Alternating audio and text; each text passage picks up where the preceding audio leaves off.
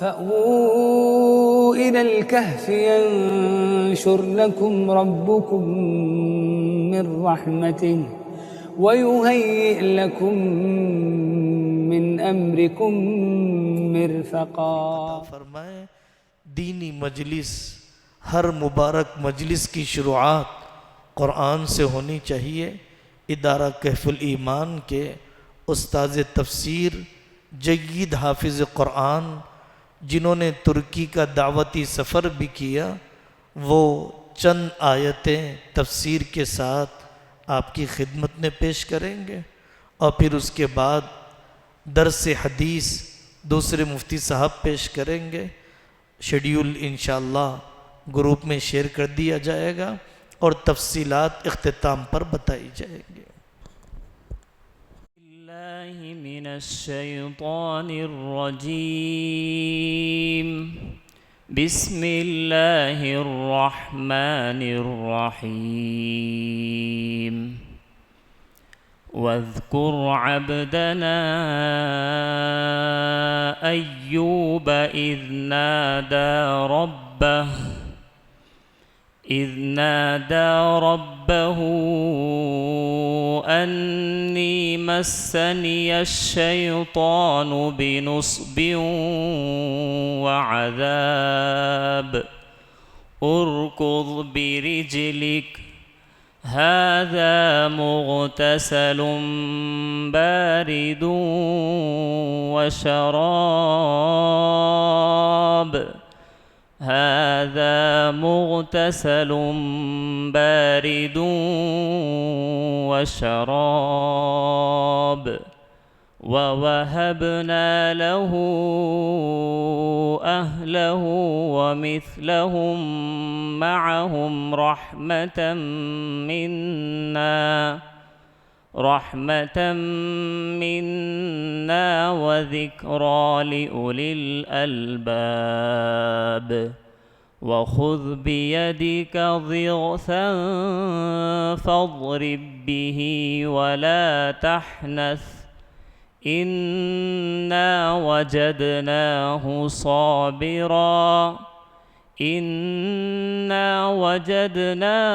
صابرا نعم العبد إنه أواب. صدق اللہ العظیم. سورہ صاد کی آیت نمبر 41 سے 44 تک تلاوت کی گئی ہے، جس کی ترجمانی یہ ہے: اور ہمارے بندے ایوب کا تذکرہ کرو جس وقت انہوں نے اپنے رب کو پکارا کہ مجھے شیطان نے دکھ اور تکلیف پہنچائی ہے. ہم نے ان سے کہا آپ اپنا پاؤں زمین پر مارو، لو یہ ٹھنڈا پانی ہے نہانے کے لیے بھی اور پینے کے لیے بھی. اور ہم نے انہیں ان کے گھر والے اور انہی کی طرح ان کے ساتھ مزید عطا فرمایا تاکہ ان پر ہماری طرف سے رحمت ہو اور عقل والوں کے لیے نصیحت ہو. اور آپ اپنے ہاتھ میں تنکوں کا ایک مٹھا لیجئے اور اس کے ذریعے ماریے اور اپنی قسم کو پوری کیجئے. یقیناً ہم نے انہیں بڑا صبر کرنے والا پایا، وہ بہت ہی بہترین بندے ہیں. حقیقت یہ ہے کہ وہ اللہ سے خوب لو لگانے والے بندے تھے. اللہ تبارک و تعالی نے 3 جگہ بنائی ہیں. ایک جنت ہے جہاں پر صرف راحت ہی راحت ہے، مصیبت کا کوئی ذرہ نہیں ہے. اور دوسری جگہ جہنم بنائی ہے جہاں پر صرف مصیبت ہی مصیبت ہے، تکلیف ہی تکلیف ہے، راحت اور سکون نام کی کوئی چیز نہیں ہے. تیسری جگہ دنیا بنائی ہے جو امتحان کے لیے بنائی ہے، جہاں پر راحت بھی ہے، مصیبت بھی ہے، بیماری بھی ہے، صحت بھی ہے، مالداری بھی ہے اور تنگی بھی ہے۔ اللہ تبارک و تعالی اپنے بندوں کو آزماتے ہیں، نعمتیں دے کر بھی آزماتے ہیں اور حالات ڈال کر بھی آزماتے ہیں۔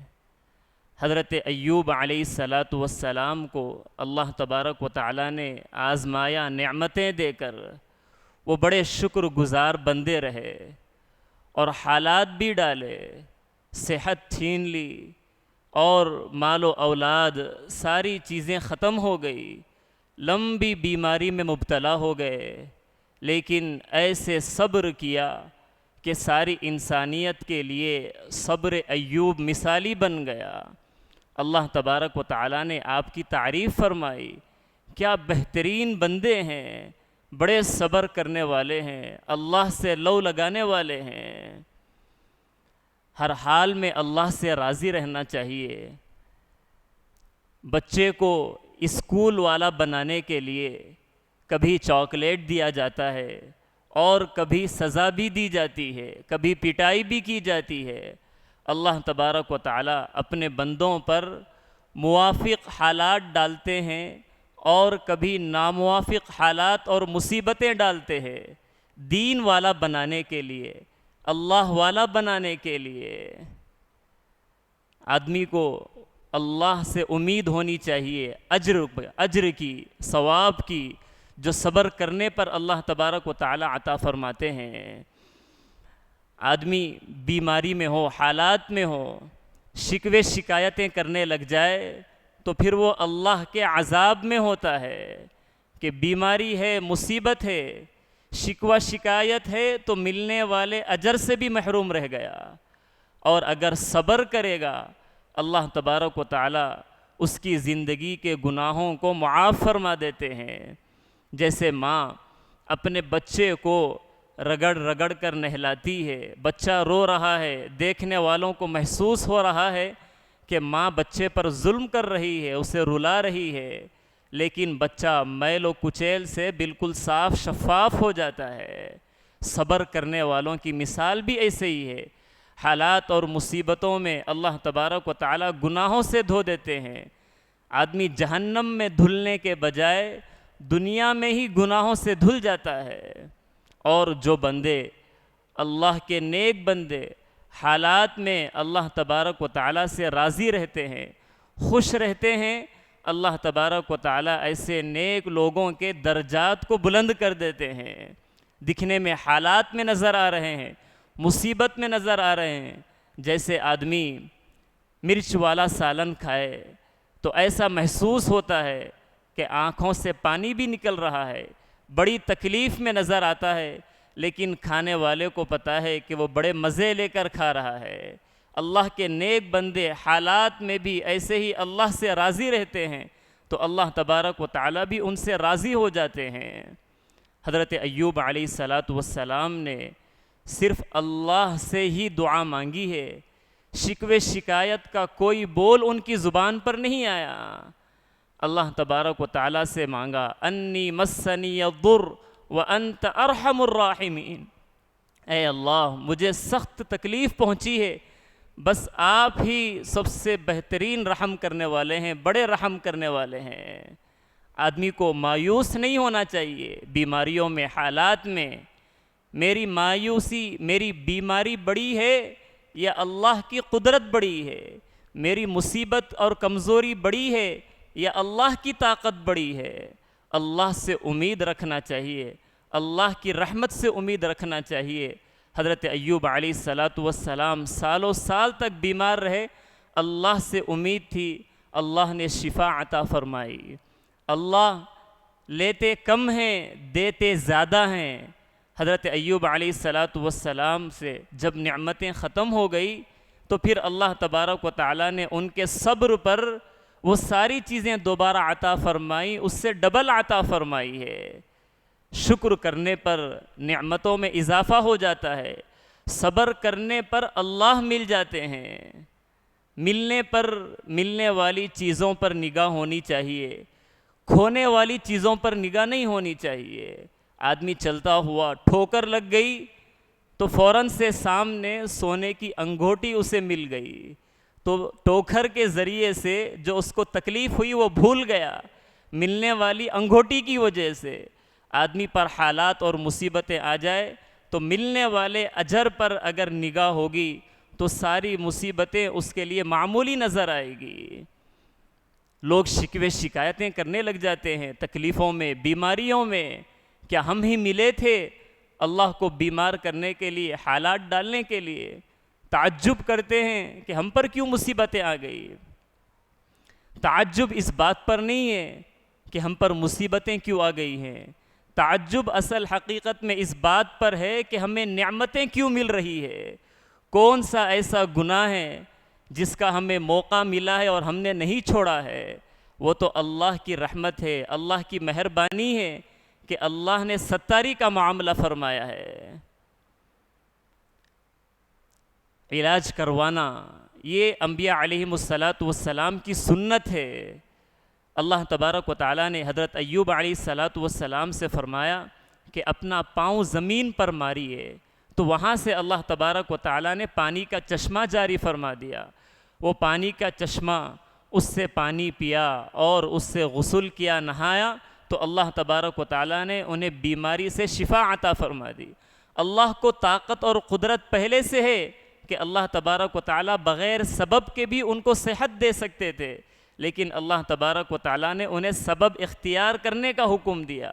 اس لیے علاج کروانا، دوائی کا استعمال کرنا، یہ انبیاء علیہم السلام کی سنت ہے۔ اللہ تبارک و تعالیٰ نے ان آیتوں میں حضرت ایوب علیہ السلام اور ان کے گھر والوں کے تذکرے میں یہ بھی سبق دیا کہ بیماری کے زمانے میں اصل وفاداری کا امتحان ہوتا ہے۔